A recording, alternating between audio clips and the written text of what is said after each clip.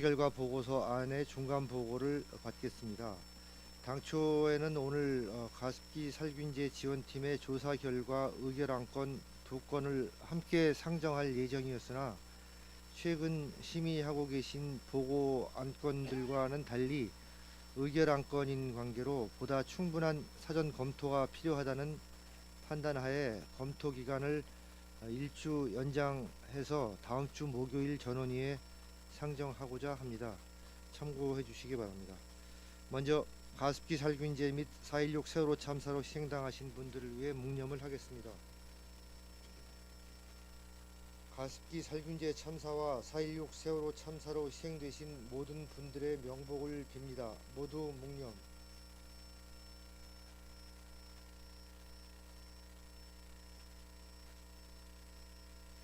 바로 모두 자리에 앉아 주십시오. 제적위원 전원이 참석하여 성원이 되었으므로 제116차 전원위원회 의사일정을 시작하겠습니다.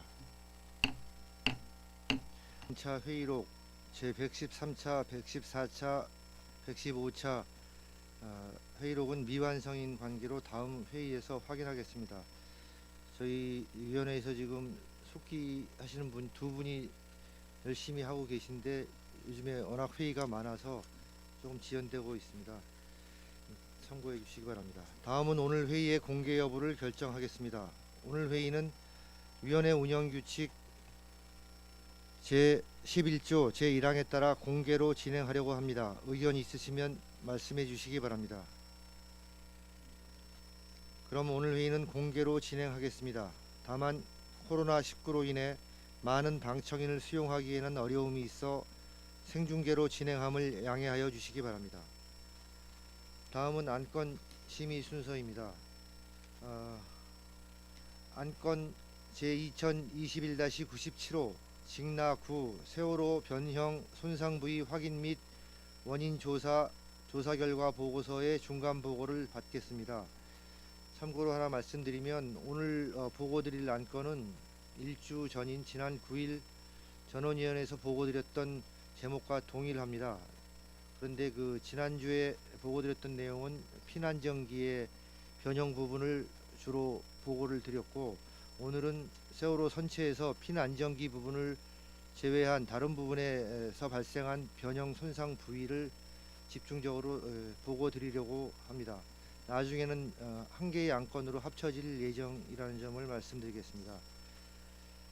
그리고 또 하나 말씀드리면 이게 두 개로 나누게 된 거는 그 피난전기에 대한 조사 결과는 진척도가 상당히 진행이 되어 가지고 따로 분리해서 보고를 드렸고 오늘 보고 드릴 이 부분은 상대적으로 진척도가 굉장히 좀 미흡한 부분이 있는데 위원님들께서 손상 부위, 변형된 부위 이 부분을 전체적으로 큰 그림을 좀 이해하실 필요가 있어서 아직 그 실험 용역 결과에 대한 해석이나 뭐 평가 이런 부분에 대한 것까지는 진도가 안 나갔는데 일단 진행 상황을 보고 드린다는 의미에서 보고 드리니까 그 점을 감안하셔서 심의해 주시면 고맙겠습니다.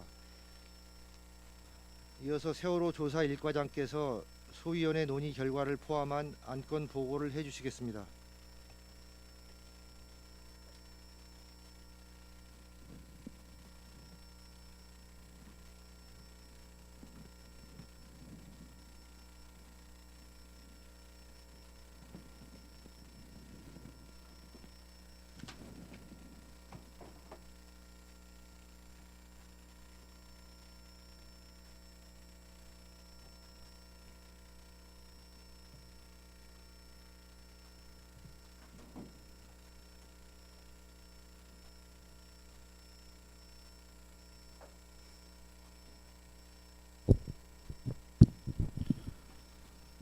네, 안녕하십니까. 세월호 참사 진상규명국 조사1과 전현호 팀장입니다. 본건의 경우 조사 1과장이 주로 담당했다기보다 제가 좀 많이 담당을 했기 때문에 제가 직접 보고를 드리는 게 맞는 것 같습니다. 예, 보고 드리기에 앞서 금일 보고는 직권 사건에 해당하는 용역이 진행 중이거나 완료되었더라도 조사 1과 내에서 검토 및 분석을 진행 중인 상황으로 보고서의 구성이나 내용이 위원님께서 보시기에 부족할 수도 있습니다. 그러나 현재 조사 일과에서 세월호의 손상에 대해 어떤 부분을 집중적으로 살펴보는지, 용역은 무엇을 진행하고 있는지, 앞으로의 계획은 어떠한지를 부족하나마 보고드리고 조사 중간에 점검하는 차원에서 오늘 보고드리게 되었음을 이해하여 주시고 보고를 받으셨으면 좋겠다는 말씀을 먼저 드립니다.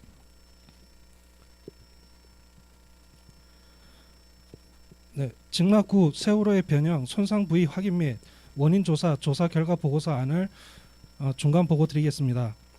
보고 목적은 직락 후 사건 관련 세월호 자연 선체 상태와 변형 손상 원인 확인을 위한 조사 결과를 보고하고자 합니다. 주요 내용은 세월호 자연 선체 변형 손상 부위 확인 및 원인 유관 조사 및 용역 조사 결과 중간 보고입니다.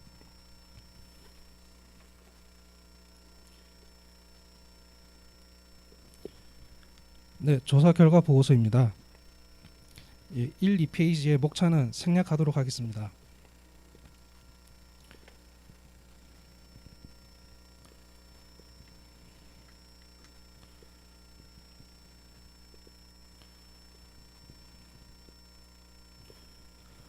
네, 조사의 목적은 세월호 선체의 변형 또는 손상 부위를 확인하고 그 원인을 분석함으로써 변형, 손상의 원인이 충돌에 기인한 것인지 검증하는 것입니다.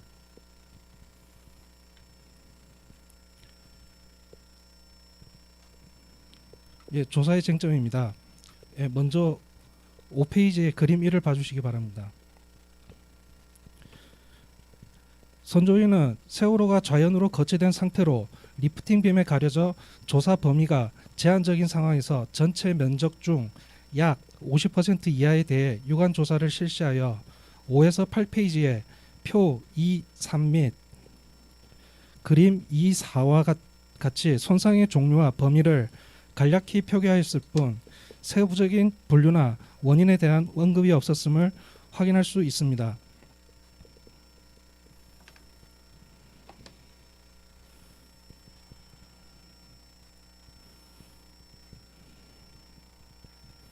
네, 9페이지. 선조위 종료 직전 선체 직립을 통해 확인된 좌연 핀 안전기실과 기관실 주변의 국부 변형과 파단, 그리고 내부 대변형과 같이 세월호 선체가 담고 있는 외부의 힘에 대한 반응의 흔적들을 확인할 수 있었으나 검증 과정을 거치지 못한 문제로 외력의 가능성을 배제하지 못함이라는 결론만 도출한 채 활동을 종료하였습니다. 네, 잠시 30페이지를 봐주시겠습니까?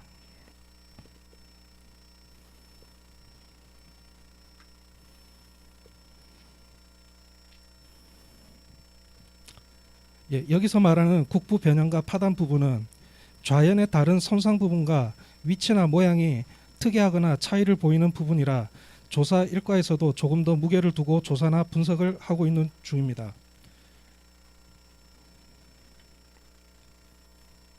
예, 다시 9페이지를 봐주시기 바랍니다.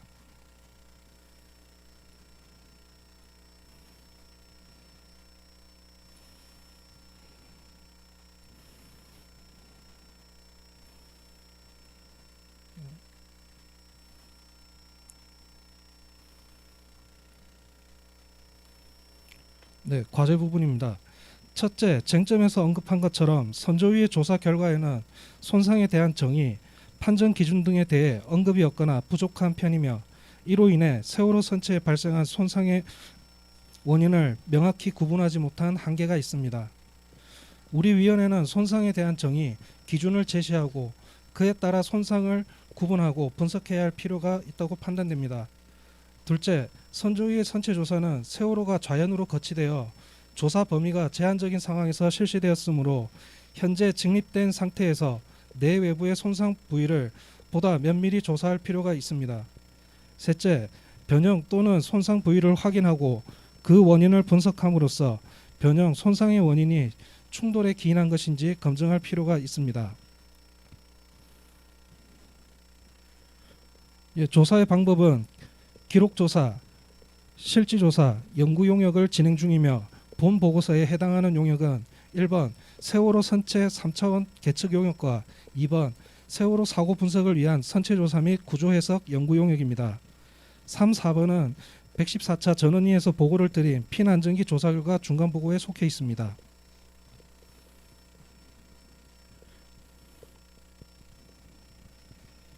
조사 경위를 보고 드리겠습니다.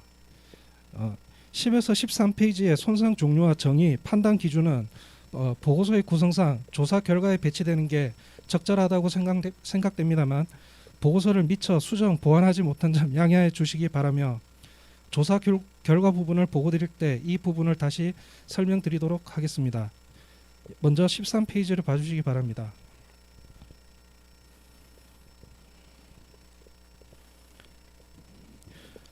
하단에 세월호 외판 내부재 내부 구조의 변형 손상 조사는 선조위에서 선체 직립 문제와 선조위 활동 기간 종료로 인해 좌현 외판의 변형을 조사함에 있어 한계가 있었습니다. 우리 위원회는 세월호 선체 전반의 변형과 외력의 가능성을 검증하는 것이 바람직하다고 판단하였으며 세월호의 손상에 대해 우리 위원회의 조사 결과와 선조위의 조사 결과를 비교하기 위해 선조위 조사 결과를 정리하고 분석을 수행하였습니다. 세월호 선체 구조 변형, 손상의 검증을 위한 조사는 아래와 같습니다. 선조위 조사 결과 정리 및 분석과 손상에 대한 정의, 판단 기준을 조사했으며 구조 해석 모델과의 분석 비교를 위한 3차원 계측 및 실지 조사, 선체 내부재 변형을 고려한 구조 해석 모델 작성, 손상 범위 분석, 특정 손상부 변형 해석 및 변형 유발 하중 계산을 일부 완료했거나 진행 중에 있습니다. 조사와 관련한 용역으로 아래의 용역을 발주하였습니다. 세월호 선체 3차원 계측 용역과 세월호 선체의 변형 분석과 변형 구조 해석을 위해 세월호 사고 분석을 위한 선체 조사 및 구조 해석 연구 용역을 발주하고 9페이지 쟁점에서 언급되었던 핀 안전기실 주변부와 특이한 국부 변형 분석을 위해 세월호 핀 안전기 변형 시나리오 검증 연구 용역을 발주하였습니다.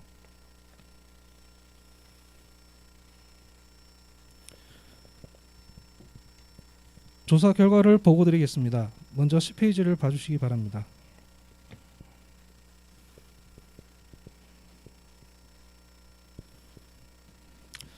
(9페이지) 과제 부분에서 언급한 같이 선조위의 보고서에는 손상에 대한 정의, 판정 기준 등이 없어 손상의 원인을 명확히 구분하지 못한 한계가 있었습니다. 이에 조사 일과에서는 각종 논문이나 참고 문헌을 조사하여 손상의 종류와 정의, 손상의 판단 기준을 제안하고 향후 관련 학회와 기관의 자문, 의견 조회를 통해 검증받고자 합니다. 먼저 세월호의 대표적인 손상 종류와 정의에 대해 말씀드리겠습니다. 손상의 종류는 파괴, 파단, 좌굴, 균열, 크리프, 변형 등이 있으며 세부 설명은 보고서 내용과 그림을 참고해 주시기 바랍니다.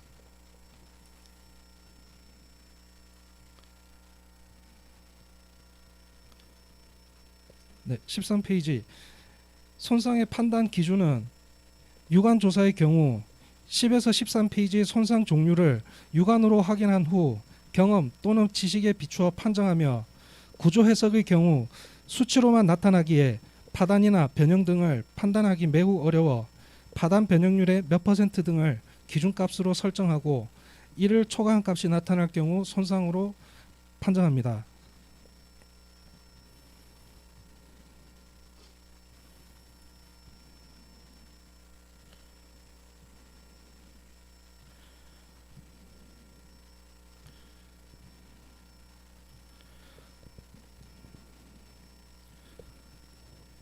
다음은 선조위 조사 결과를 정리하고 분석한 내용을 말씀드리겠습니다.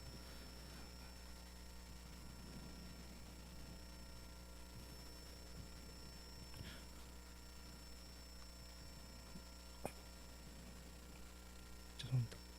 왜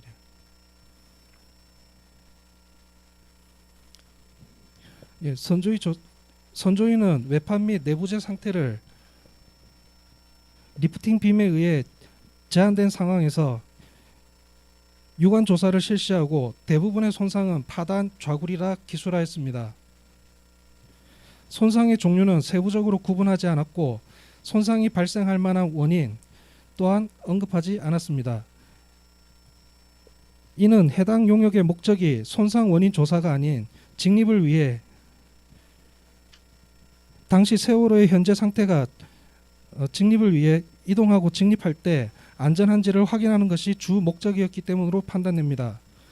또한 해당 용역에서 전선 변형 상태를 계측한 결과 선체 중앙을 기준으로 선체의 중앙부가 우연측으로 하부보다 상부 측이 더 휘어 있고 선미에서 선수까지 최대 0.7도 가량 뒤틀려 있다고 보고하였습니다.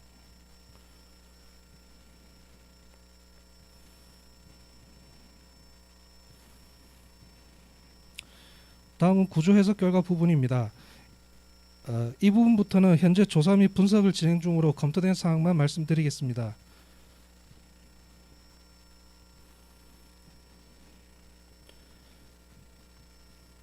네, 16페이지 세월호 인양 공법 및 기술 검증 연구에서 구조 해석 조건으로 파단 변형률은 20%를 적용하여 0.2 이상의 변형률이 나타날 경우 파단으로 가정하였고 크게 수중 조건과 해상 조건으로 구분하여 무게가 가장 크게 작용할 경우 세월호의 손상이 가장 크게 나타난다고 가정했음을 확인하였습니다.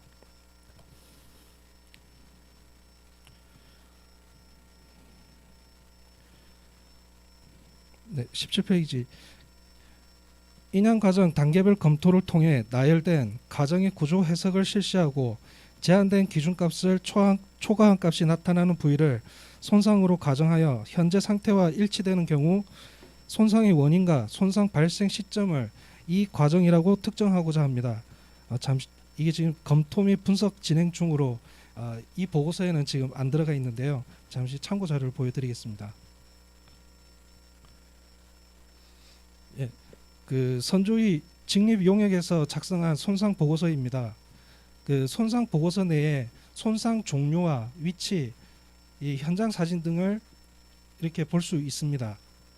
그리고 저희가 수행한 PCD 계측에 나타나 있는 형태, 크기와 그 다음에 현장 사진을 비교한 그림입니다. 이러한 자료를 통해 손상 조사 보고서 기록 내용과 PCD 정보를 정합하여 인양 과정 검증 구조 해석 결과와 일치하는 손상을 해당 이벤트로 인한 손상으로 특정하고자 한다는 것을 보여주고 있습니다.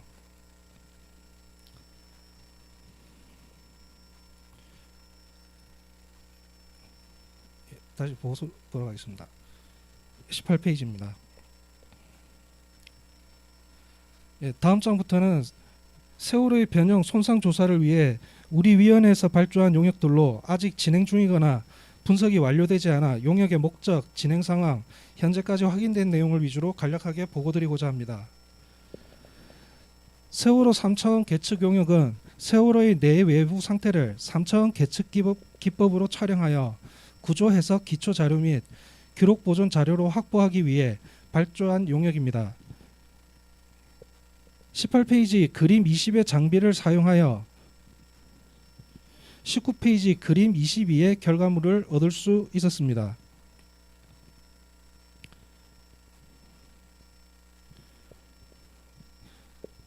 다음은 세월호 사고 분석을 위한 선체 조사 및 구조 해석 용역 연구 용역은 3차원 계측 데이터를 이용하여 세월호 선체의 변형 현상을 분석하고 변형량 및 변형을 유발하는 하중을 분석하기 위한 용역으로 본 용역은 세월호 선체 외판 변형 비교 분석을 위한 데이터 정확과 세월호 선체 변형 구조 해석 두 가지로 구성하여 진행하였습니다. 세월호 선체 외판 변형 비교 분석을 위한 데이터 정합은 선조의 당시 모형 항주 용역 업체인 마린이 실험에 사용한 모형 제작용 선체 외판 데이터와 3차원 계측된 PCD를 정합하여 분석했습니다. 세월호 선체 변형 구조 해석은 정합된 모델을 사용하여 선체 전반의 변형과 손상을 분석하는 전선 비교와 일부 구역을 선택하여 상세 분석을 진행하는 국부 비교의 방법을 사용했습니다.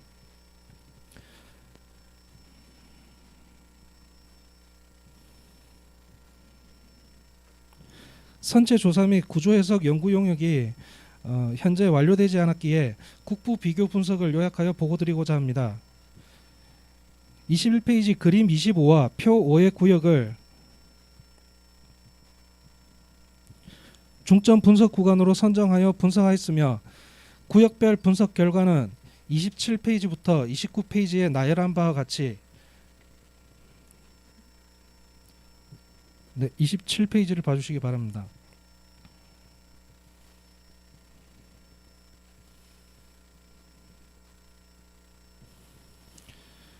구역 1은 발전기실 구역으로 상부 외판 변형은 최대 870mm, Y 방향은 이 폭방향을 의미합니다.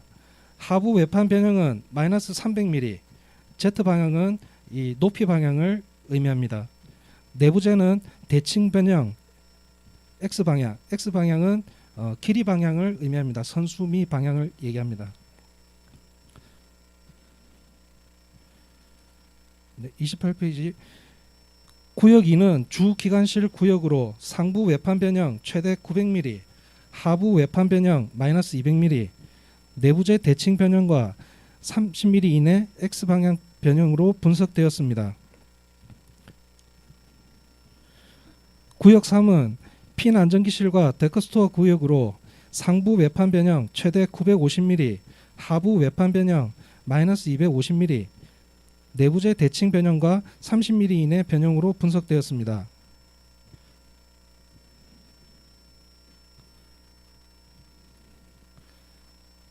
네, 29페이지입니다. 구역 4는 3번 보이드 스페이스 구역으로 상부 외판 변형 최대 950mm, 최대 900mm, 하부 외판 변형 마이너스 200mm, 내부재 대칭 변형과 20mm 이내 변형으로 분석되었습니다. 중점 분석 구간에서 확인할 수 있는 특징은 구역 3 핀 안전기실 구역이 인접한 구역인 2, 4의 변형량보다 크다는 것이며 보다 면밀한 분석을 진행 중입니다.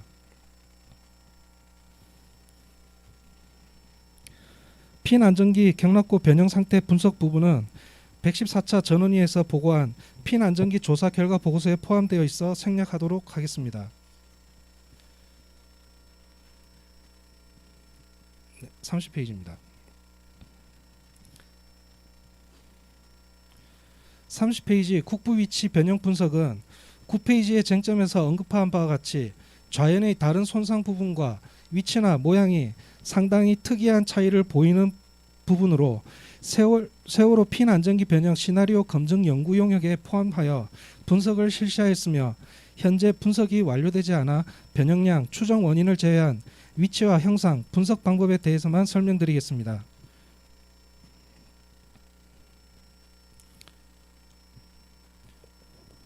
예, 31페이지입니다. 데크스토어 선내 외판 십자 형태의 변형 위치와 특징은 그림 39와 같이 데크스토어 상부 외판 구역으로 정밀 분석을 위해 정합을 이용하여 변형량을 파악 중입니다.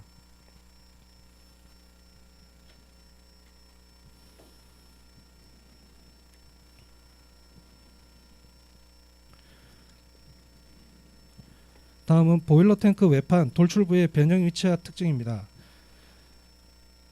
그림 41과 같이 기관실 구역 프레임 61에서 프레임 69의 해수 흡입구 상부 외판 구역으로 정밀 분석을 위해 절단전 계측한 선조위 계측 데이터를 이용하여 변형량을 파악 중입니다.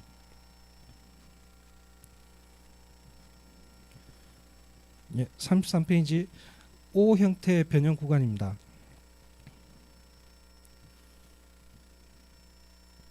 O 형태 변형 구간의 변형 위치와 특징은 그림 43과 같이 프레임 48에서 프레임 52 사이의 파일럿 도어 부근으로 유관상 식별이 어렵고 특정 조건 그러니까 우천시 외판이 비에 젖을 경우나 야간에 불빛이 비칠 경우에서만 식별이 가능하여 주변 변형 부분으로 대략적인 위치를 파악 가능하며 정밀 분석을 위해 PCD를 이용하여 공면을 생성 후 정합 및 병행량을 파악 중입니다.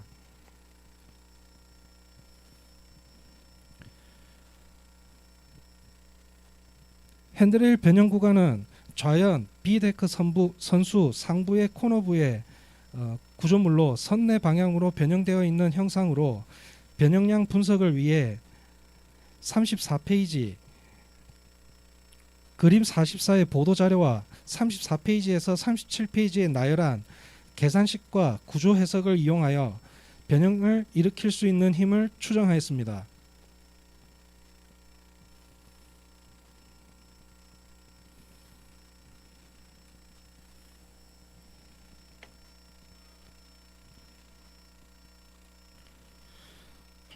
네, 결론부는 세월호의 변형 향후 조사 계획은 첫째, 세월호 좌연 외판 전선 변형 검증으로 인양 과정 단계별 검토 및 구조 해석 결과 검증을 통해 제한된 기준값을 초과하는 값이 나타나는 부위를 손상으로 가정하고 실제 세월호에 변형된 위치와 비교하여 일치되는 경우 손상의 원인, 즉 손상 발생 시점으로 특정하고자 합니다. 둘째, 관련 학회와 기관을 대상으로 의견 조회 및 자문을 요청하여 검증을 거친 후 용어의 정의, 판단 기준을 제안하고자 합니다. 끝으로 빠른 시간 내에 연구 용역 및 조사를 완료하고 내부 검토를 거친 후 각 파트의 소결 및 결론을 기술하도록 하겠습니다. 이상입니다.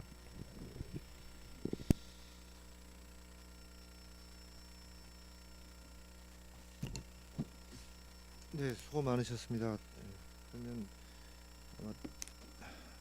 다른 보고하고 달리 궁금한 점도 더 많으실 것 같고 한데 궁금한 점, 질문 또는 의견 있으면 주시기 바랍니다.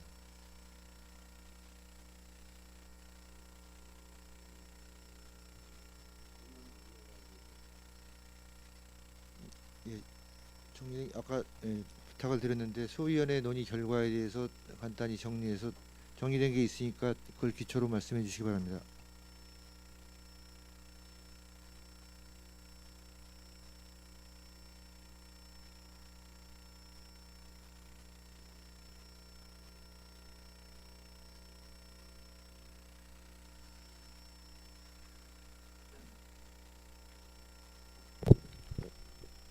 예, 제가 이 황필규 위원님께서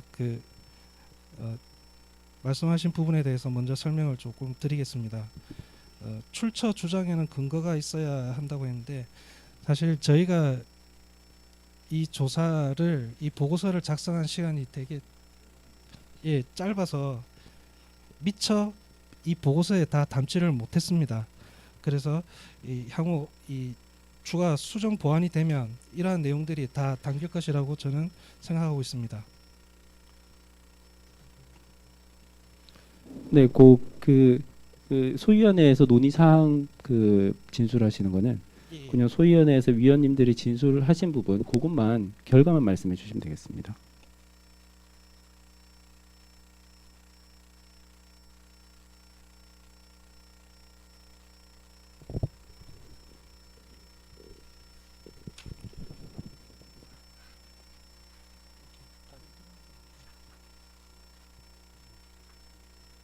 보고서 맨 뒤에 첨부되어 있습니다.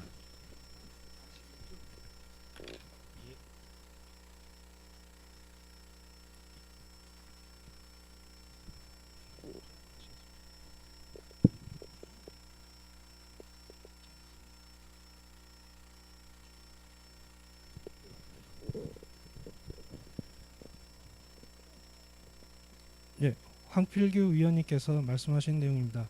사실에는 출처 주장에는 근거가 있어야 한다고 하셨으며 8, 9페이지 선조위에서는 정의도 없고 판단 기준도 없고 원인 분석도 없었다는 부분 관련 정의의 판단 기준 부분이 핵심이라고 봅니다. 그리고 그래서 어떤 근거로 규정을 하는 것이고 판단 근거는 얼마나 정확한 것이고 이런 것이 중요한데 정의에 대한 출처가 전혀 없다고 하셨습니다. 정의에 대해 학계 혹은 업계에서 확립된 개념인 것인지 아니면 이론의 여지가 전혀 없는 개념이라면 오히려 선조위도 단지 개념 설명만 안 했을 뿐이지 이를 전제로 했던 것이 아니냐는 질문을 하셨습니다. 만약에 업계나 학계에서 받아들이지 않는 부분이 들어가 있다고 한다면 그 부분을 강조해서 왜 이 개념을 쓰는 것인지에 대해 설명이 필요해 보인다고 하셨습니다. 당연한 개념이기 때문에 선조위에서도 전제로 하고 한 것이거나 아니면 무언가 새로운 개념이면 우리가 오히려 더 주장을 해야 하는 부분이라고 사료된다고 하셨습니다. 또한 그림들은 있는데 그림들이 출처도 전혀 없어서 그 부분이 좀 명확하게 되었으면 하는 바람이라고 하셨습니다. 그리고 선조위는 정의가 없었다는 것이 무슨 의미인지 명확히 알 수 없다고 하셨으며 정의가 없었다는 것이 그만큼 불분명했다는 것인지 아니면 단어나 문구를 혼동해서 썼다는 것인지 어떤 맥락에 대해 설명이 있어야 하는데 그렇지 않으면 그 의미를 알 수 없으니 보완해 주길 바란다고 하셨습니다. 12페이지 판단 기준 부분 관련 현재 상태에서는 이것이 판단 기준이라고는 차마 얘기할 수 없으며 선조위도 위반 조사했고 구조 해석도 한 것 같은데 선조위와의 차이가 무엇인지 알 수가 없다고 하셨습니다. 또한 파단 변형률이 가지고 있는 의미도 이해하기 어려우며 그래서 이 룰이 되면 이 파단으로 판정한다라는 취지인 것인지 그것에 대해 설명이 필요하다고 하셨습니다. 13페이지 관련 손상의 정의에 대해 설명하는 중에 변형이 갑자기 나오는데 손상과 변형의 차이에 대해 설명해 주길 바란다고 하셨습니다. 15페이지 구조 해석 주요 설정 조건 관련 20% 변형률 부분에 대해 적어도 위원님들은 이해할 수 있게 충분한 설명을 해주길 바란다고 하셨습니다. 17페이지 관련 용역 보고서 인용 여부 관련 고민이 필요해 보인다고 하셨습니다. 그리고 지난번에도 문의했던 것 같은데 구조 해석, 데이터 정합 등 이러한 표현들에 대해 쉽게 설명하여 정리할 필요성이 있다고 하셨습니다. 19페이지 관련 ICT 방법 등 비교 방법과 방법론의 관계에 대해 설명이 필요하다고 하셨습니다. PCD 계측 관련 미계측에 대해 자세한 설명이 필요해 보인다고 하셨습니다. 마지막으로 원래 상태는 어떠했는지에 대해 변형, 유사 선박 등과 비교하여 설명해 주길 바란다고 하셨습니다. 다음은 이민 위원님께서 말씀하신 내용입니다. 선체에 가해진 외력, 여러 가지 원인에 의한 변형에 대해 드라이하게 서술된 것으로 보인다고 하셨습니다. 향후 변형 조사 계획이 변형 검증, 시나리오별 시뮬레이션 이렇게 진행되는데 기본적으로 시뮬레이션이라는 것이 인간 능력의 한계 때문에 과거에 있었던 흠, 변형, 손상 등이 완벽하게 제어하는 것은 불가능하고 어느 정도 추정치를 근거로 하여 어떤 발생 가능성을 배제하는 형태로 시뮬레이션이 진행된다고 의견을 주셨습니다. 현재 세월호에 가해진 어떠한 힘들, 최초 착제 시의 충격, 해저에 있으면서 조류 및 해류 등 해양 환경에 의한 선체 압력, 인양 과정에서 선수들기 실패와 같은 어떤 힘, 육상 거치 상태에서 압력 등 이러한 다양한 형태의 압력이 가해진 상황이기 때문에 변형, 충격부, 변화부, 손상부 등 이러한 부분들이 경험칙상 있을 수밖에 없는 상황이라고 보였습니다. 이것들을 시뮬레이션을 통해서 통상적인 힘보다 더 가해졌는지 안 가해졌는지를 결정하게 될 텐데 그때 보수적인 값들을 설정해서 이것이 발생 가능한지 발생 가능 안 한지 이러한 결론까지 잘 도출되었으면 하였습니다.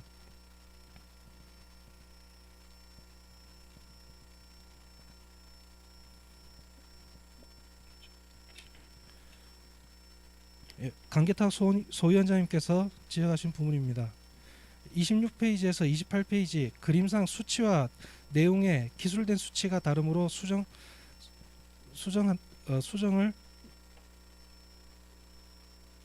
요청하였습니다. 물리학적인 부분, 손상 부위 관련 부분에 대해 자세한 설명이 더 있었으면 한다고 하셨습니다. 프레임에 대해 계속 언급이 되는데 그것에 대해 설명이 없다. 프레임 1, 프레임 2 등 기본적인 설명을 추가해 주시길 바라셨습니다. 위원님들이 지적한 부분, 출처 부분, 용어 부분 등과 관련하여 다시 한번 확인하여 추가적으로 수정, 보완해 주길 요청했습니다. 향후 소위 개최 시 속기사 입회하여 속기록 작성 여부 확인, 속기록 자체는 위원님들께만 공개하기로 하겠습니다. 예, 이상입니다. 예, 아주 자세하게 설명을 해주셨습니다. 그러면 위원님들 궁금한 것도 많으시고 또 말씀하실 것도 있을 것 같은데 질문이나 의견 부탁드리겠습니다.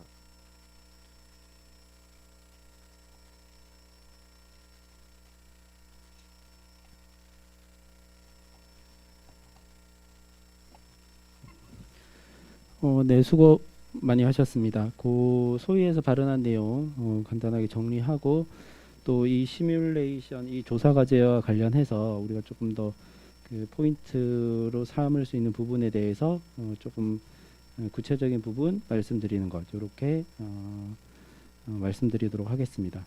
현재 결론이 완전 도출이 되지 않고 이제 조사 과제가 진행 중인 상황이라서요.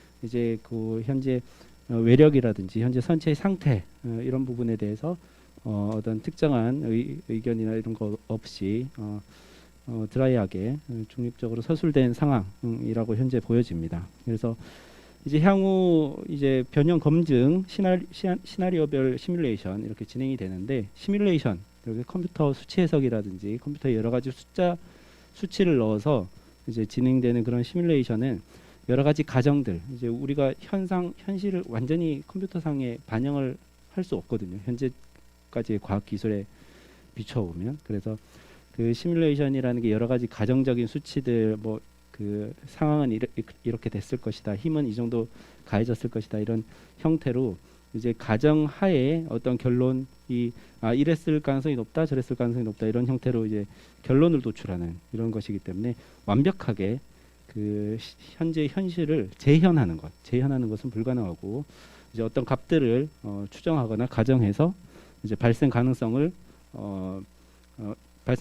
높다 혹은 발생 가능성이 낮다 라는 형태로 결론을 내리게 되는데 어떤 발생 가능성 시뮬레이션의 그런 한계 때문에 발생 가능성을 배제하는 쪽 이거는 도저히 아무리 값을 보수적으로 산정을 해도 이 정도까지는 좀 생기지 않지 않겠느냐라는 어떤 현상을 배제하는 용도로 시뮬레이션이 정확하게 사용되는 것이 가장 바람직한 시뮬레이션 해석의 어떤 활용 방법이라고 생각이 됩니다. 그래서 현재까지 세월호에 가해진 힘들이 최초 착저 시의 충격 그리고 해저에 있으면서 조류, 해류 여러 가지 해양 환경에 의한 압력이나 힘 그리고 인양 과정에서 선수들기 실패한 이런 어떤 가해진 힘과 압력 그리고 육상 거치 상태의 압력 이런 다양한 형태의 압력이 가해진 상황이기 때문에 이제 어떤 일정 정도의 변형, 충격부, 변화부, 손상부 이런 부분들 선체에 있는 이런 것들은 경험칙상 있을 수밖에 없다. 그래서 시뮬레이션을 통해서 통상적인 힘보다 더 가해졌는지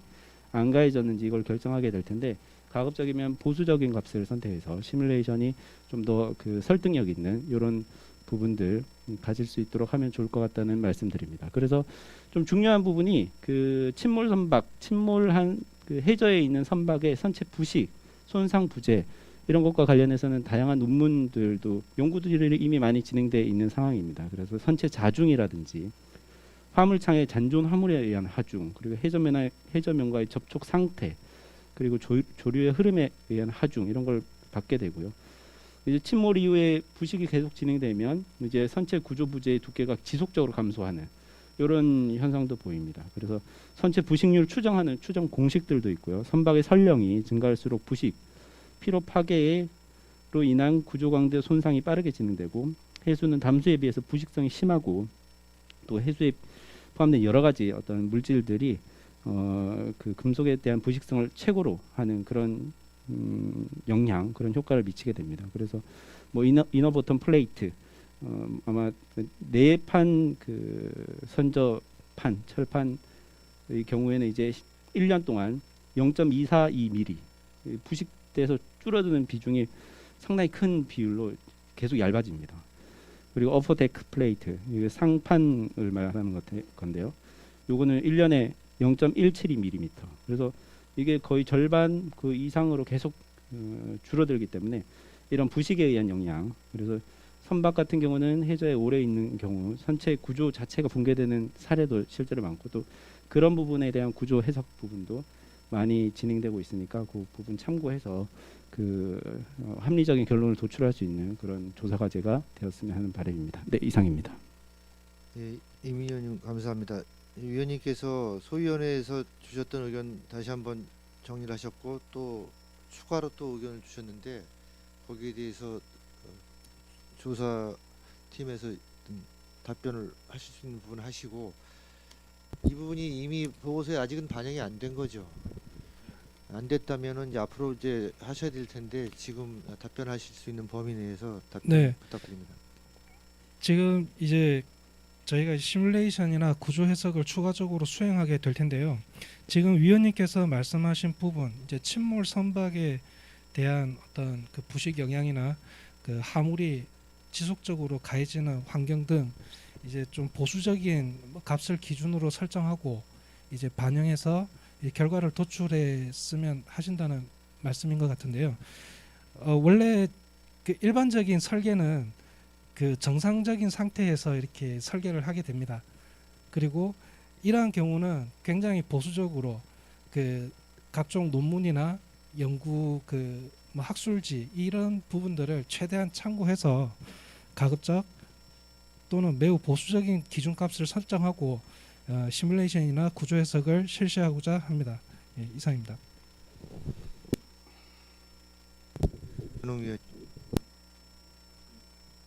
저는 제가 좀 잘 몰라가지고 아주 기초적인 좀 질문 두 가지만 좀 드리겠는데요. 이게 지금 기술적으로 이 변형이나 손상이 이 출항 전에 이미 있었다, 아니면은 뭐 침몰 전에 있었다, 후에 있었다, 이런 것들을 밝혀낼 수 있는 건지, 그런 우리가 이제 기술적으로 정확하게 그걸 밝혀낼 수 있는 건지 그게 하나 궁금하고요. 이제 비교 대상이 좀 있어야 되잖아요. 변형이나 손상이 이제 이 사고 원인과 관련된 부분이다 그러면은 비교 대상이 있어야 되기 때문에 우리가 그 사고 전 세월호 선체의 정확한 상태와 관련된 자료가 있는지, 이런 한 두 가지 정도 아주 기초적인 질문 좀 드리겠습니다. 예, 답변 부탁드립니다.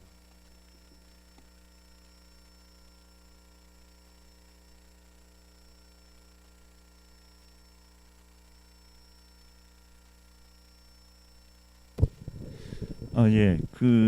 문현웅 위원님 좀 답변에 좀 앞서서 이민희 의원님께서 말씀하셨던 부분에 대해서 좀 말씀을 드리면, 그 선체 부식과 관련된 말씀하셨는데, 사실 지금 인양 이후에 그 선체 안전성에 상당히 좀 우려가 생겨서 실제로 그 매년 해수부 주관하에 그 선체 각 부위의 그 철판 두께 계측을 지금 하고 있거든요. 근데 뭐 그 두께 계측 결과를 좀 참고하면 될 것 같은데, 좀 생각보다 이 선체 그 두께 계측 결과로 봤을 때는 생각보다 그렇게 부식률이 크지 않다라는 게 현재까지의 그 조사 결과입니다. 하여튼 그 선체 부식과 관련된 것도 이런 뭐 객관적인 여러 데이터를 가지고 판단해서 추가적으로 나중에 보고서에 첨부하도록 하겠습니다. 그리고 그 문현웅 위원님께서 말씀하셨던 부분에 대해서 실제 세월호가 이제 사고 전에 발생했던 어떤 손상이 있는지 여부에 대해서는 2014년 2월달, 그러니까 그 사고 나기 한 약 2개월 전인데요. 2개월 전에 그 상가를 해서, 그러니까 그 도크에 올려가지고 물 위에서 이제 빼내서 도크 위에 올려가지고 그 중간 검사한 데이터가 있습니다. 그 데이터를 활용해야 될 것 같고, 또 하나는 사고 전날 찍혔던 세월호의 그 외판 형상들 뭐 이런 거를 참고할 수 있을 것 같습니다. 근데 저희가 지금 이 조사에서 활용하고 있는 기법은 어떤 거냐면, 첫째는 이제 형상을 확인하기 위한 겁니다. 그러니까 세월호 지금 형상이 실제 세월호 변형되기 전의 세월호에 비해서 얼마나 그 변형된 형상을 가지고 있느냐 이것을 확인하기 위해서 저희 그첫 번째로 한 게 형상을 그대로 이제 찍는 겁니다. 그 이제 PCD 그래서 포인트 클라우드 데이터를 얻는 건데요. 어떤 이제 장비를 가지고 아까 이제 보고서에 나왔지만 장비를 가지고 세월호의 내부와 외부를 이렇게 좀 자세하게 찍습니다. 자세하게 찍으면 현재 세월호의 모습이 그 이제 포인트 클라우드 데이터로 이렇게 쭉 나오게 됩니다.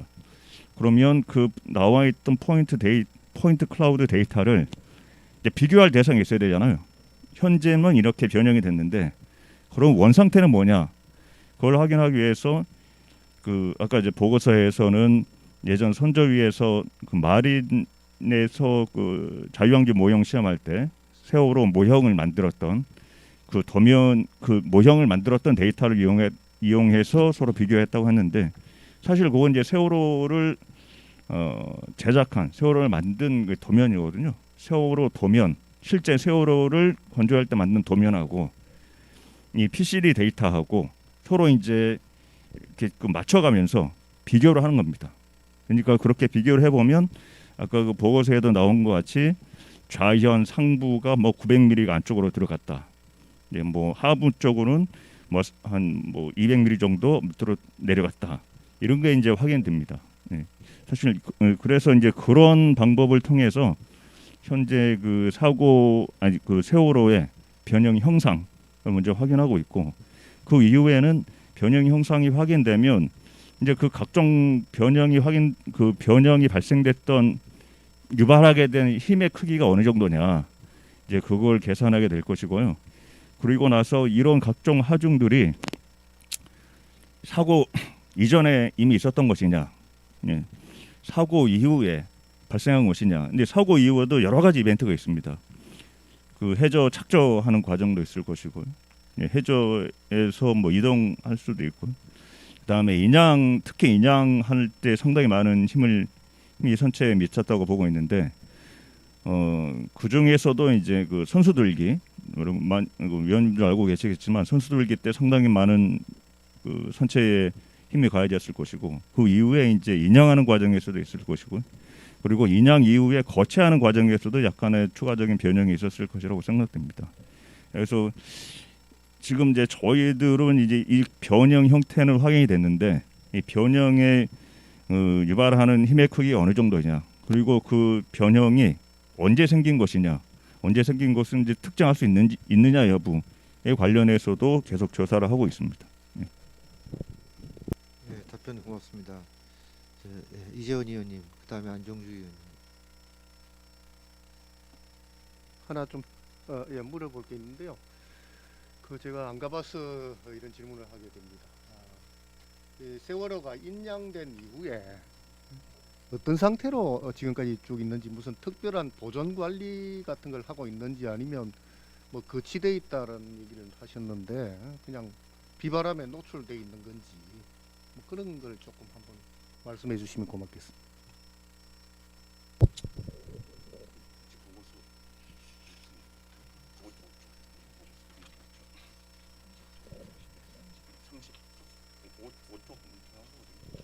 예, 뭐 아시겠지만 세월호가 사고 이후에 이제 해저 착저할 때 좌현이 이제 바닥 쪽으로 이렇게 90도 정도 기울어진 상태로 해저에 착저돼 있었거든요. 그리고 인양할 때도 그 착저돼 있던 모습 그대로, 왼쪽이 바닥을 향한 모습 그대로 이제 인양을 하게 됩니다. 그리고 저기 보시면 이제 그 세월호 선체에 이런 것들 좀 리프팅 빔 확인 좀 해주세요. 예, 리프팅 빔이라는 게 있습니다. 예, 저렇게요. 예, 저렇게 이제 좌연 외판에 해저에서 이렇게 리프팅 빔을 대가지고 리프팅 빔 끝을 잡고 쭉 들어 올린 겁니다. 들어 올려가지고 그 이후에 이제 그 목포 신항에다가 거치를 하는데 있는 그 상태로 그대로 거치를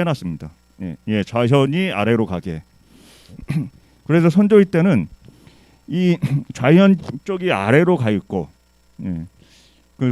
그리고 저렇게 저 리프팅 빔이 상당히 많은 리프팅 빔이 딱 가리고 있어서 좌현 내판의 상태에 대해서 정확히 좀 확인하기가 좀 어려웠습니다.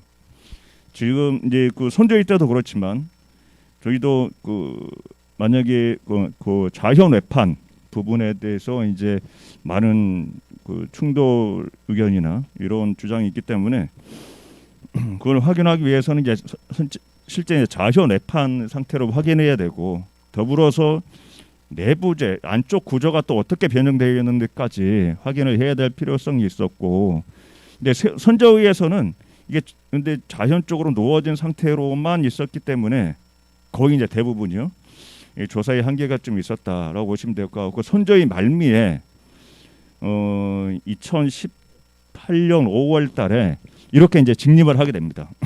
바로 세웁니다.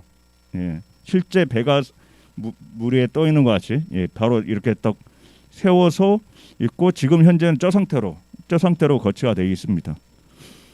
예, 그리고 이제 보전과 관련해서는 지금 보전의 주체는 해수부 소관인데요. 여기서 이제 매년 좀 전에 말씀드렸다시피 그 두께 계측, 외판의 두께 계측도 하고 있고, 그다음에 그 선조위 당시에 저 외판 오른쪽 외판 쪽에 상당히 많이 이제 그 파공을 만들어 가지고 구멍을 만들어서 이제 그 여러 가지 이제 안에 있는 화물도 꼬집어내고 뻘도 제거하고 그런 작업도 있었는데, 그런 것도 이제 좀 외판 손상된 부분을 저 보수하고, 내부 필요한 부분에 대해서는 보수도 하고, 지금 뭐 일부는 뭐 탈락을 방지하기 위해서 여러 가지 이제 조치를 해놓고 있습니다. 예.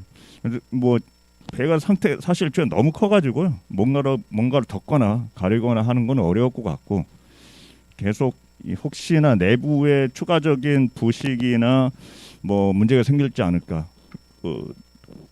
저 특정한 뭐 힘이 작용돼서 세월호 선체 변형, 추가적인 변형이나 붕괴가 있지 않을까에 대해서 매년 정기적으로 검사를 하고 있고, 문제가 생기면 그것에 대해서 이제 대응 조치를 하고 있습니다. 예, 자세한 답변 고맙습니다. 다른 위원님, 안정주 위원님. 예,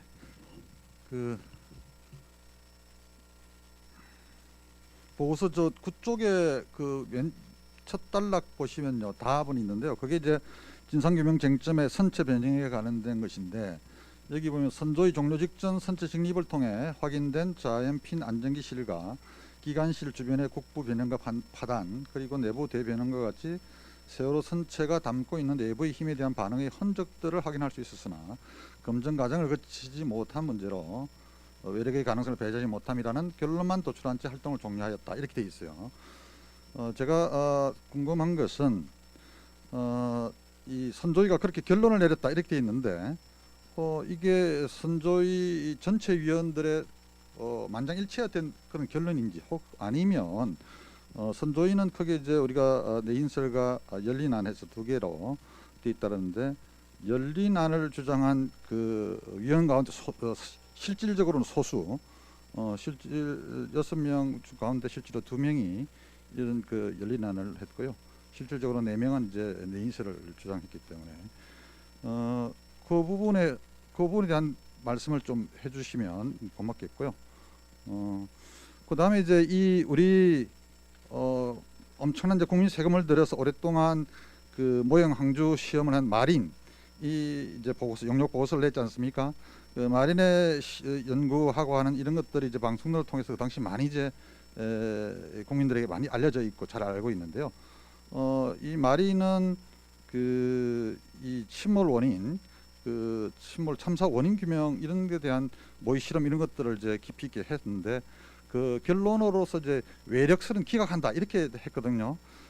초안은 이제 그렇게 했는데, 그 다음에 우리 선조위에서 아마 허 과장께서 이걸 잘 아실 것 같은데요. 선조위에서 용역 보고 업체가 무슨 해서 결론을 내린 것은 좀 바람직하지 않은 것 같아서 다시 이메일을 보내서 이 표현을 조금 완화시켜 주도록 요청을 해서, 결국 외력설은 비현실적인 시나리오다, 이렇게 이야기를 했단 말이에요. 그런데도 이게 이제 선조위에서는 이런 연구 용역의 결과를 그대로 뭐 받아들이지는 않은 것 같습니다. 여기에 뭐 외력의 가능성을 배제하지 못함 이런 게 있었다는 거니까. 그때 왜 마린의 외력설을 사실상 기각하는 그런 연구 결과가 나온 것을 왜 받아들이지 않았는지, 그 부분이 어떤 결정적인 하자가 있거나 논리적인 비약이 있었거나 용역에서 근거 부족한 게 있었거나 이런 부분을 좀 설명해 주시면 좀 고맙겠고요. 그 다음에 이제 지금 이제 이번에 배의 어떤 우리 뭐 여러 가지 변형되는 흔적 이런 걸 하기 위해서 아까 배 안팎을 모두 사사시 이제 여러 가지 조사를 하고 이 가운데 외력에 의해서 일어났을 가능성이 있는 부분을 찾아내서 뭐 집중 조사 분석하겠다 이런 전략인 것 같습니다. 다시 말해서 외력설이 있을 가능성을 두고서 이제 이런 조사를 하는 것 같은데, 그러면 이게 침몰이 일어나게 만들 정도의 그런 외력 그리고 분명한 그렇다면 이제 분명한 선체 변형 증거가 있을 것이다 이렇게 일반적인 생각인데, 그렇게 하려 그러면 일단 먼저 가능한 시나리오들을 여러 개 그 가운데 좀 더 유력한 시나리오들을 먼저 해서, 그러면 어떤 경우에 그 시나리오대로라면 어디에서 어떤 변형이 일어나야 되는지, 어느 정도의 변형이 일어나 손상이 일어나는지 이런 것들을 먼저 가설들을 세우고, 그것이 과연 그런지 이런 것들을 선체 이 외부나 이런 데에 따른 그 물리적 이런 이 부분 이런 것들을 갖다가 정밀 검증하고 또 해석하고 이런 게 바람직할 텐데, 그렇게는 하지 않고 일단 선체 전체에 대해서 사사시 한번 뒤져서 혹시 외력에 의한 변형 흔적이 없느냐 이런 식의 방법론을 택한 특별한 이유가 있는지 그게 궁금합니다. 예, 답변 가능한 부분 부탁드립니다.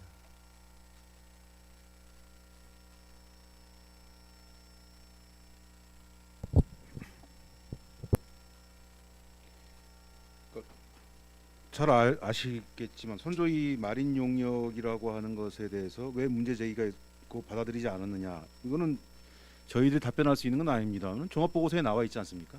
그는 종합보고서에 나와 있는 것이고, 위원들이 의견이 갈려가지고 외력의 가능성이라고 하는 것이 있을 수 있다. 그렇기 때문에 그런 부분에 대해서 추가 조사를 벌이자 해서 외력 검증 TF라고 만들어져 가지고 거기서 그런 여러 가지 가능성에 대해서 시험이 추가적으로 있었던 거지 않습니까? 그래서 그 시험 과정을 거쳐서 아까 말씀 잘 알고 계시겠지만은 열린안이라고 하는 입장을 취한, 아까 2명이라고 했습니다만은 종합보고서에 나와 있는 것은 3명이죠. 3명의 위원들이 열린안이라고 하는 것에 찬성을 하면서 그렇게 결론이 엇갈렸던 부분인 거고요. 그래서 저희들이 이 보고서에 써있던 외력의 가능성을 배제하지 못함이라는 결론이란 부분은 조금 어폐가 있다라고 하는 말씀은 하고, 이건 수정할 필요가 있다는 말씀을 드리겠습니다. 한번 답변 더 들어보시고. 예.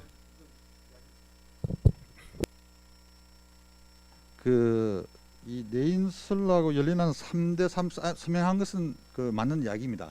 그래서 제가 이야기하는 것은 뭐냐면, 이게 4명 대 2명이라는 것은 실질적으로는 열린안 하신 3명 가운데 한 분은 실질적인 내용들은 대개 내인설에 그쪽에 어떤 지지하시는 그럼 뭐 제가 실명을 거론하지 않겠습니다만, 그래서 제가 실질적으로는 4명이 내인설이고 2명이 외인설, 소위 열린안이다 이렇게 이야기를 했던 것입니다. 그 부분은 그렇게 이해를 해주시면 되겠습니다. 박병욱 국장님 답변하시겠습니까? 예, 지금 말씀 주신 부분들은 이렇게 이해를 해주실 수 있지 않을까 싶습니다. 그러니까 아까 배를 보여드렸잖아요. 이재현 의원님 저기에서 좌현이 바닥을 보고 누워있는 상황이 5월 10일까지였습니다. 그러니까 2018년. 근데 선조위 활동 기간이 5월 9일까지인가 그랬습니다. 그렇기 때문에 실질적으로 좌현이 바닥을 보고 있는 상태는 어떤 상태였냐면 내부에 있는 뻘을 제거하지도 못했던 상태입니다. 그러니까 이제 좌현 쪽은 들여다볼 수가 없는 조건이었고요. 그 상태에서도 계속 뻘을 이제 제거 중에 있었고 5월 10날 비로소 이제 선체를 직립을 했고 실질적으로 조사는 마무리되고 보고서를 쓰는 상황이었습니다. 그래서 중요하다고 보이는 좌현에 접근할 수 있는 그 조건 자체가 선조의 시절에 불가능했다는 거고요. 이거는 뭐 팩트니까요. 그렇기 때문에 당연히 그 부분에 대해서 이 좌현 부분이 어떻게 됐느냐 이 부분에 대해서 조사가 필요했다. 그러니까 이게 선조위에서 몇 분의 위원들이 어떤 안을 택했고 사실 이것은 지금 와서 생각을 해보면 그 조사를 완료할 수 없는 뭐 불가항력적인 조건이 있었던 상태였고요. 거기에서 이제 서로 의견이 나뉘고 이랬던 거기 때문에 어느 누가 봐도 합리적으로 판단을 할 때 저희 위원회의 업무는 저희 위원회의 미션은 당연히 새롭게 직립된 이후에 선체 좌현을 조사를 안 할 수가 없는 거고요. 그래서 이제 아까 설명이 조금 너무 바쁘게 지나가는 바람에 그럼 도대체 어느 부위가 어떤 모양이었냐 이제 이 부분이 조금 더 설명이 뭐 오늘 당장은 뭐 필요가 없을 것 같습니다만은 그러니까 이해는 하실 수 있는 정도의 상황이기 때문에 이 조사를 한다 이렇게 그냥 전반적으로 말씀드리는 게 맞을 것 같습니다. 왜냐하면 선조위 때 어떻게 했냐 뭐 했는데 우리는 왜 이렇게 하냐 그거를 연결시켜서까지 세세하게 답변 드려도 그 내부에 또 그 워딩에 또 오류가 있을 수가 있어가지고 그것은 너무 당연한 과정이다 이렇게 위원님들이 이해해 주시는 게 좋을 것 같습니다. 답변 고맙습니다. 다른 위원님들 의견 부탁드립니다. 예, 뭐 내용보다 이게 이제 아무래도 시간의 공정에 대한 문제인데요. 그 보고서에 보니까 70% 정도 지금 진전된 상태라고 말씀을 하셨고 이제 나머지 있는 과제들이 지금 얘기하시는 게 보니까 뭔가 만만치 않은 과제들이 어떻게 보면 이제 핵심 과제들이 실제로 남아 있는 건데 이 부분에 대해 이후 과제와 관련해서 이게 조금 타임 스케줄이 어떤 식으로 지금 진행되고 있는지 좀 알려주시면 좋을 것 같습니다. 예, 허성호 과장님. 이제 그 일단 영역 같은 경우는 대부분의 뭐 1차 결론 정도까지는 1차 아니에요. 영역 결과까지는 다 나왔고요. 그 이제 리뷰하고 그 결과에 대해서 이제 뭐 논의를 한 다음에 뭐 필요하면 수정 보완하고 이런 작업을 마치게 되면 이제 그 이후에 이제 뭐 최종 보고서를 작성할 수 있을 것 같습니다. 이 건과 관련돼서 뭐 특별하게 추가 영역을 진행하거나 할 거는 없을 것 같고요. 그래서 보고서 검토를 뭐 내년 초 정도까지 진행이 될 수 있을 것 같고 그 이후에는 추가적인 논의, 아니면 필요하면 약간의 수정 보완이 있은 다음에 최종 보고서를 작성할 수 있을 것 같습니다. 예, 안정주 위원님. 예, 제가 질문을 한 데 대한 그 아주 정확한 답변이 아직 나오지가 않았는데요. 우리 담당 소위원장께서 이제 이렇게 말씀을 하시는 바람에 이제 실무자들은 말을 안 했는데 소위 말해서 외래교의 가능성을 배제하지 못함이라는 결론 이렇게 해버리면 이 선조위에 있는 모든 위원들 다 의견 일치를 해서 결론을 났다 이렇게 된 것이 표현이 그렇게 되기 때문에 그런 아니 그러니까 그걸 어떻게 수정하겠다는 말도 안 하셨고 했기 때문에 그래서 왜 이렇게 표현을 한 것이냐. 만약에 일부 위원들, 열린한 지산 일부 위원들의 혹은 또 외래 검증 TF 이쪽에서 뭐 그런 의견 그러면 이 표현 이렇게 쓰면 절대 안 되는 것이거든요. 이 표현은 진짜 읽는 사람들은 이게 그렇게 결론이 났구만 전체 이렇게 할 때 쓰는 것인데 그러면 그것은 표현이 실수인지 아니면 의도된 것인지는 알 수는 없으되 잘못됐다 그러면 이 표현을 어떤 식으로 고치겠다 이렇게 정확하게 좀 해주시면 좋겠다는 거죠. 예, 그래야만 의결 과정 확인하고요. 그대로 정리하겠습니다. 예, 아니 그래서 제가 선조위 묻는 것은 선조위가 한 일은 우리가 직접 그건 아니지만 그래도 바로 직전에 있었던 아주 중요한 거니까 우리 조사 전에 그리고 조사하는 과정에서 계속해서 그거를 이제 우리가 들여다보고 하잖아요. 그래서 제가 거기에 대해서 누구보다 잘 알기 때문에 그래서 제가 물어본 것입니다. 예. 위원장님, 예, 박병욱 이제 거의 의견 나오시는 것 같아서요. 지금 여기에서는 아직 그 국부 변형에서 지금 4가지가 나왔는데 사실은 저희들이 지금 하나 정도를 더 추가해야 되지 않을까 지금 판단을 하고 있는데 그게 이제 어디 부위냐면 선체에서는 가장 그 강한 부위가 그 용골 부위라고 합니다. 그러니까 이제 선수에서 선미까지 바닥으로 쭉 내려가는데 거기가 아주 대단히 단단한 이 강판으로 쭉 돼 있는데 지금 그 용골 부위 쪽에 센터 쪽은 아닌데 센터에서 선수 쪽으로 좀 올라가면 거기가 약간 이제 그 변형 부위가 좀 있습니다. 그래서 그 부위를 다시 한번 좀 확인해서 의미가 그러니까 이게 이제 아까 말씀드린 뭐 변형이나 이쪽으로 다시 한번 확인이 된다면 이제 그 부분도 좀 추가가 될 수도 있다. 이렇게 미리 말씀을 드려야지 나중에 또 왜 보고도 안 한 게 올라왔냐 이럴까봐 미리 좀 말씀드리겠습니다. 예, 이재원 의원님.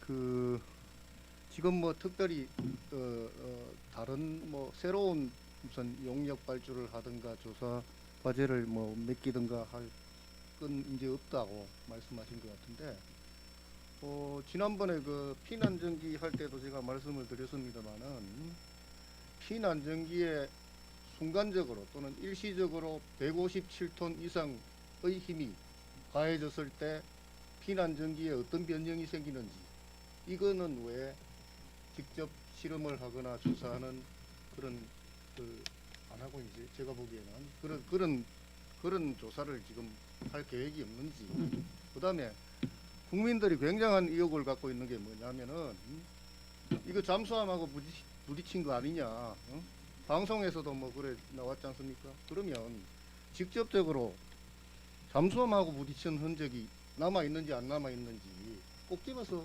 조사를 해야 될 것 같거든요.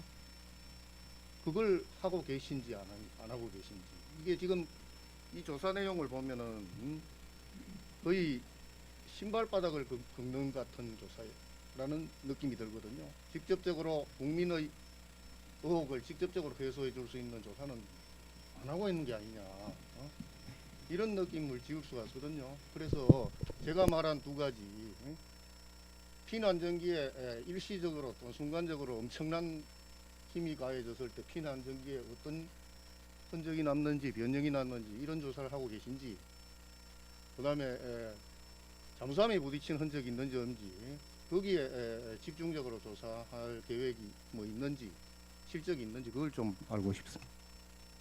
예, 질문 감사합니다. 허성원 과장님. 예, 그 말씀하셨던 부분에 대해서는 첫째 이제 피난전기에 뭐 한 157톤 정도 힘이 작용했을 때 변형이 있느냐 없느냐에 대해서는 이거 뭐 그 수치 해석 그러니까 시뮬레이션 기법을 통해서 현재 이와 관련된 조사를 진행 중에 있고요. 뭐 1차 아직 뭐 이게 보고서에는 아직 미처 담지 못했던 것 같은데 1차 그 시뮬레이션 결과로만 보면 그러니까 세월호 그 자연 피난전기 세월호의 자연 피난전기로 회전할 수 있는 회전력이 작용하는 정도의 힘의 크기가 작용을 하더라도 자연 피난전기에는 특이할 만한 소성 변형이 발생하지 않을 수 있다가 예 1차 결론입니다. 이 관련해서 저희가 추가적으로 논의를 해야 될 부분이 몇 가지 있어서 현재 그 보고서에는 실지는 않은 것 같은데요.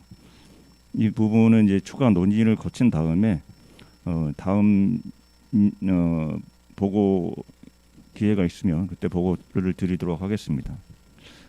그리고 두 번째는 이제 잠수함과 부딪힌 흔적에 대해서 직접적인 조사를 해라라고 하시는데 지금 저희들이 조사하고 있는 과제들이 뭐 어떻게 보면 그것을 확인하기 위한 과정이라고 보시면 될 것 같습니다.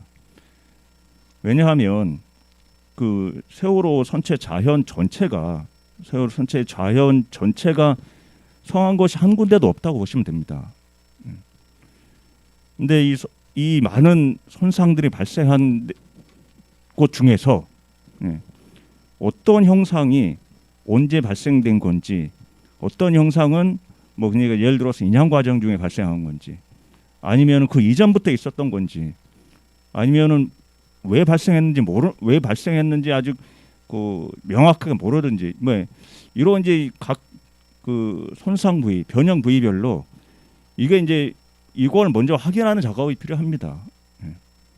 그래야지 이 변형에 대해서 어느 정도 이런 변형은 언제 발생된 거다라고 특정할 수 있을 것이고 그 이후에 이재원 의원님께서 말씀하셨던 그런 의혹 이쪽 부위가 잠수함과 충돌했을 것 같다라는 것도 그 이후에 할 수 있을 것 같습니다. 그러니까 저희들이 이 부분에 대해서 조사를 하고 있지 않은 게 아니고요.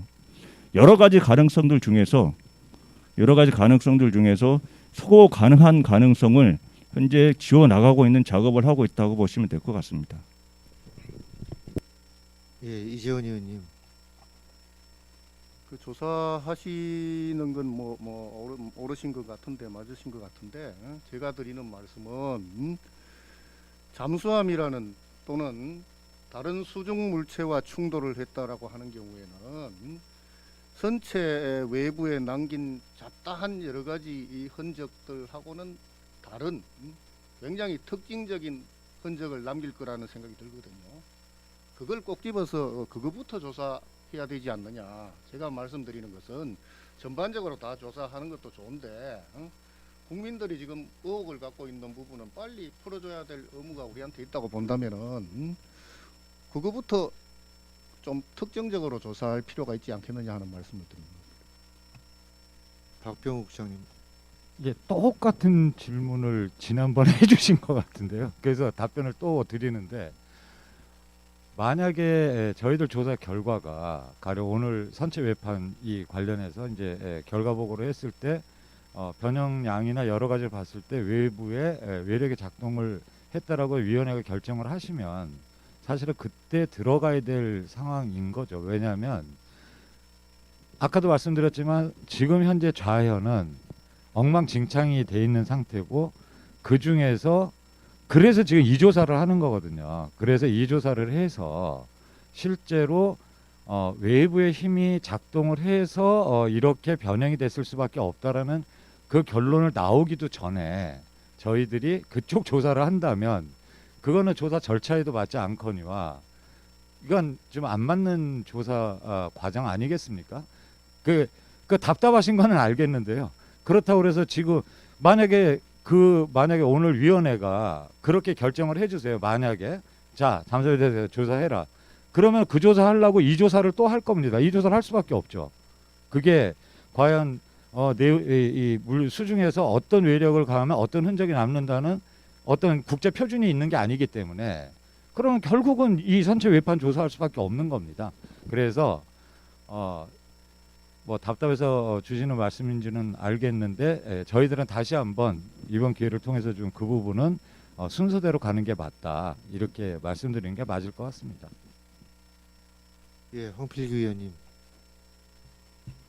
전 두 가지 말씀드리고 싶은데 일단 내용과 관련해서는 소위원회 때는 미처 말씀을 못 드렸는데 그러니까 뭐 그런 취지로 말씀을 드린 것 같긴 합니다. 그러니까 이게 전체적인 체계가 그러니까 예를 들면 이 보고서가 이제는 이제 결론과 해석만 하면 되는 거냐라고 했을 때 그렇지 않은 것 같다는 생각이 계속 들어서 그러니까 이제 개념 부분 같은 경우도 예를 들면 파단 변형률이 어떤 의미를 가지는 거냐라는 부분에서 좀 개념이 모르겠습니다. 저만 그런지 모르겠지만 개념이 좀 안 잡히는 부분이 있어요. 왜냐하면 파단 변형률 자체가 이게 그 변형의 원인을 따지기 위한 어떤 기준이 아니라고 보여지니까 그러니까 그 파단 변형률이라는 것은 뭐 이렇게 개선이 필요하거나 아니면 뭐 이렇게 뭔가 조치가 필요한 기준이 되거나 뭐 이런 기준인 것 같아요. 그랬을 때 파단 변형률을 아까 이제 보수적인 기준을 한다고 했을 때 그렇다라면 파단 변형률을 어떻게 하는 게 보수적인가라는 부분도 사실은 잘 모르겠어요. 그러니까 예를 들면 그게 뭐 스치고 지나갔을 수도 있기 때문에 파단 변형률을 최대한 낮추는 게 오히려 보수적이라고 얘기할 수도 있고 아니면 일단 확 뭔가 부서졌어야 하니까 파단 변형률을 확 높이는 게 보수적이라고 볼 수도 있는데 그게 되려면 이 파단 변형률이 여기서 어떤 의미로 쓰이고 그 기준이 도대체 뭘 의미하는지에 대한 좀 충분한 설명과 이런 부분들이 같이 돼야 이걸 읽는 사람도 좀 전체적인 처음부터 체계가 잡힐 것 같다라는 말씀을 먼저 드리고요. 두 번째는 이제 이재원 의원님 말씀하신 부분 포함해서 말씀을 드리는 부분인데요. 사실은 이 조사 과제는 조사관님들이 결정한 게 아니에요.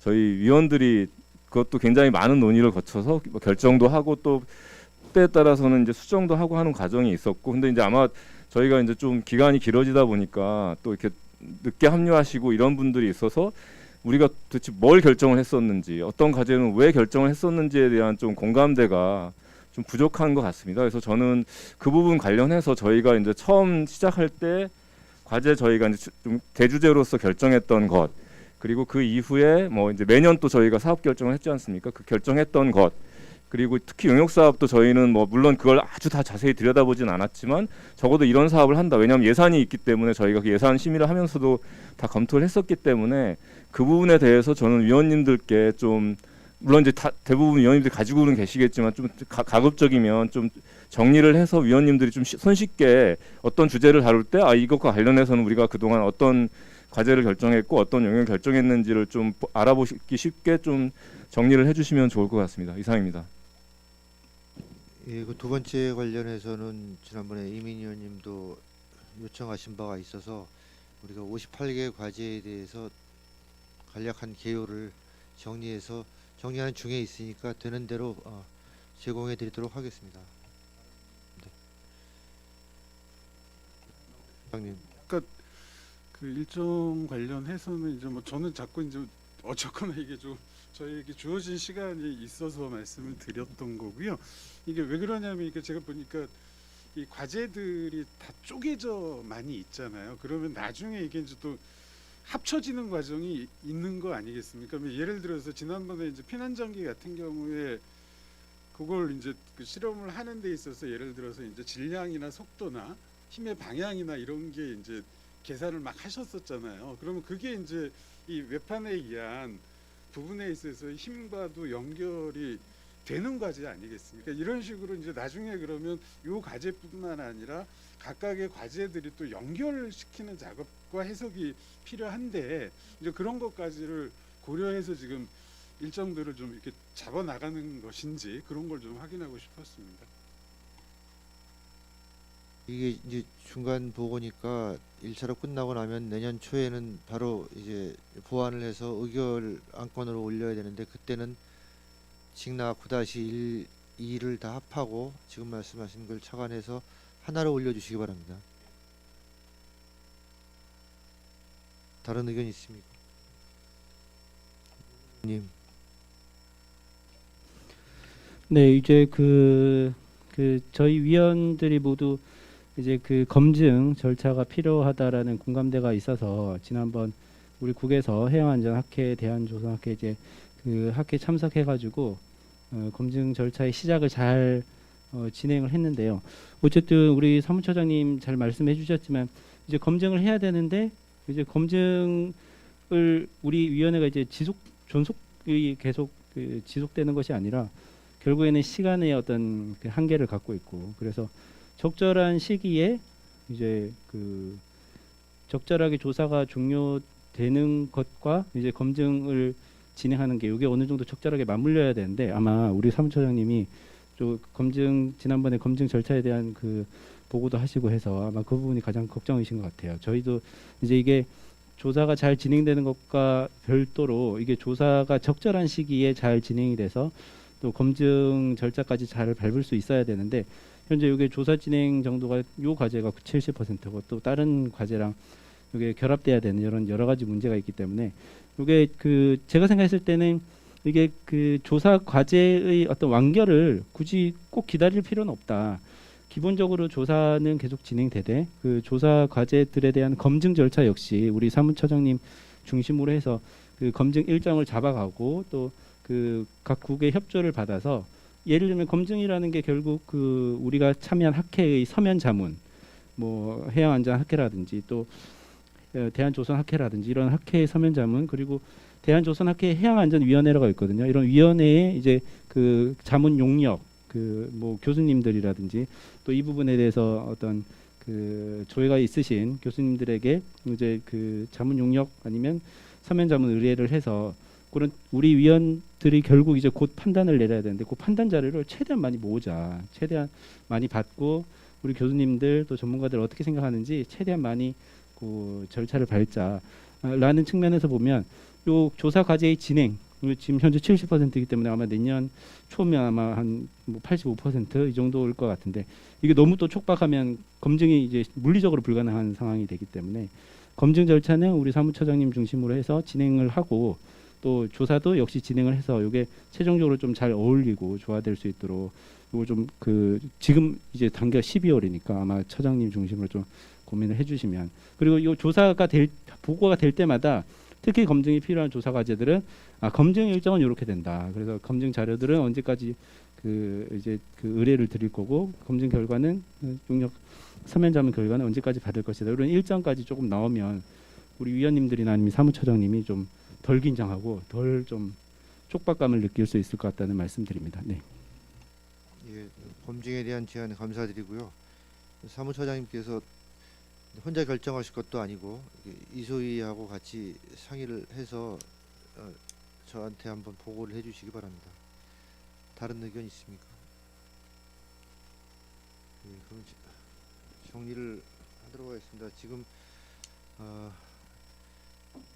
의문을 가지고 시작을 했고, 용역을 통해서 여러 가지 결과가 일단 1차적으로 나왔고, 거기에 대한 해석은 아직 정리가 안 된 상태에서 이제 보고를 드린 거고, 거기에 대해서 앞으로 오늘 위원님들 대단히 많은 의견을 주셨는데, 거기에 대한 거를 검토해서 반영 가능한 건 반영을 하고, 그 부분 검토 보고서도 다음에는 붙여서 그렇게 안건을 만들어 주시기 바랍니다.